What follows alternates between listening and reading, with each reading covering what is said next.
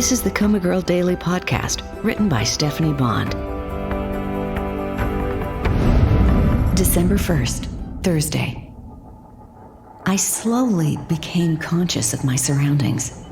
The muted chirp of the hospital's PA system, the stinging odor of disinfectant, the unfamiliar chill on my face. The fact that I could feel my skin disoriented me at first. Then the memories of the past few days came flooding back. The seizures, the sensation of being forced through a tunnel, the bright light I'd been sure was the combustion of life meeting death, then the stupefied declaration that I was awake. Am I still? Or had I dreamt it? My heartbeat is pounding in my ears, fast and thick.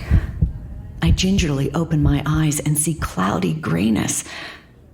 I blink a few times for the sheer pleasure of moving my eyelids. I love my eyelids, I decide. They move beautifully up and down, up and down, up and down. They push the liquid gathered in my eyes onto my cheeks, creating little rivulets down the sides of my face to my ears. My deprived corneas are reeling, trying to focus in the shadows of the room. Gradually, I make out a dim, recessed light bulb overhead and a grid of stained ceiling tiles. They are as beautiful as a piece of artwork. I soak them in, vowing I will never again take the gift of vision for granted. Cautiously, I inhale, and when nothing bad happens, I pull more air into my lungs for the sheer joy of hearing and feeling my lungs inflate. Then exhale slowly, experimentally. When it seems to work okay, I do it again and again. I quietly thank my body for doing the basic things to keep me alive when I couldn't tell it what to do. With a healthy influx of oxygen, all my senses scream to life, and I feel assaulted trying to process all the inputs. I blink my eyes wider. I know I'm not in the vegetable patch because there are no windows, and the noises are subtly different. Perhaps ICU? I slowly and laboriously turn my head a quarter of an inch. Apparently, my muscles are not bouncing back as quickly as my corneas. I'm immobile, but I can feel my feet. My right one is uncovered, so I take that as a good sign. Before I can absorb more of my surroundings, my stomach growls. No, wait. That was movement, not noise. I froze. My baby? There it is again, a sweep from one side of my abdomen to the other. My heart took flight. Hello, my sweet little baby girl. Your mommy is awake now. I can feel you inside me. A painful kick landed, and I feel my bladder yield. Since I don't feel any wetness, I assume I'm still wearing a pee bag. I hope this is not a foreshadowing of my relationship with my daughter. If she's angry in the womb, there are rocky roads ahead. I hear footsteps and the rustle of clothing, and suddenly my view is blocked by a blob. When the blob splits into a toothy grin, I realize it's a face of a man whom I don't recognize.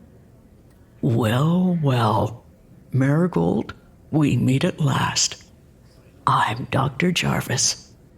My heart rate spikes. My hero.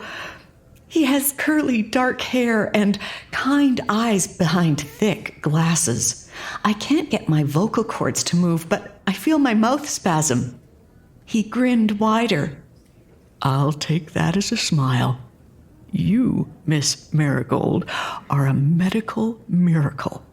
You're giving Dr. Tyson fits over how she's going to write up your paperwork. In place of a laugh, I manage a squeaky little sigh. The feeding tube will make it difficult to talk, he said gently. All I need to know is if you understand me. I tried to nod, but nothing happened, and I can't squeak again. Marigold, blink twice if you can understand me. I do. He brought his fist to his mouth and seemed overcome with emotion. Good girl, he said hoarsely. Okay then, you should know you were in a car accident and you've been in a coma for 6 months. Today is December 1st. You've been through a lot, but yesterday you opened your eyes. You're in the intensive care unit so we can monitor you and your baby. You're pregnant, Marigold. Do you understand?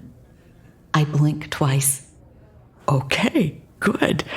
You're in the last trimester, and the baby is fine as far as we can tell. We were afraid you might slip back into a coma during the night, but your condition seems stable. We'll be doing another CT scan soon, just to take a look at your brain. Your family was exhausted, so we sent them all home. He grinned again. To give the staff a break. I blinked twice. He laughed. But I'm sure they'll be back soon. And the guy named Duncan? He seems devoted to you. I blinked twice. Okay, enough chatter for now. Can you move your fingers? Either hand? He clasps my hands into his big, warm paws. I concentrate, and my right thumb jumps. Good. Are you in pain? I conduct a quick survey.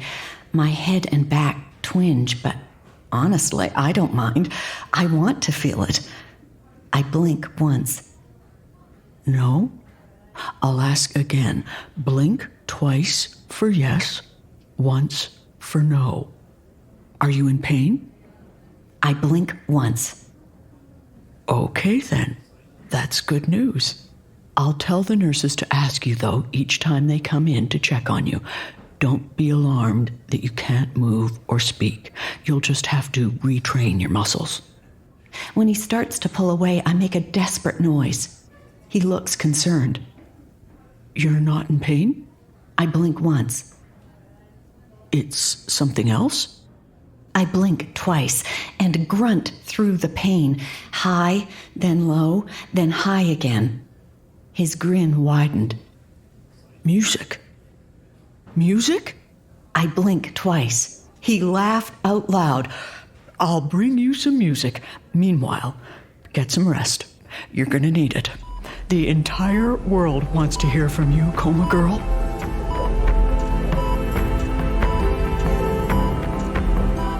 Hi, this is Stephanie Bond, author of the Coma Girl Daily Podcast. Every year, I launch a new daily serial like Coma Girl on my website for readers to enjoy. Members of my serials Facebook group are the first to learn about the newest serial, so please join the group for lively discussion and insider information. The link is in the show notes. And come back tomorrow for another episode of Coma Girl.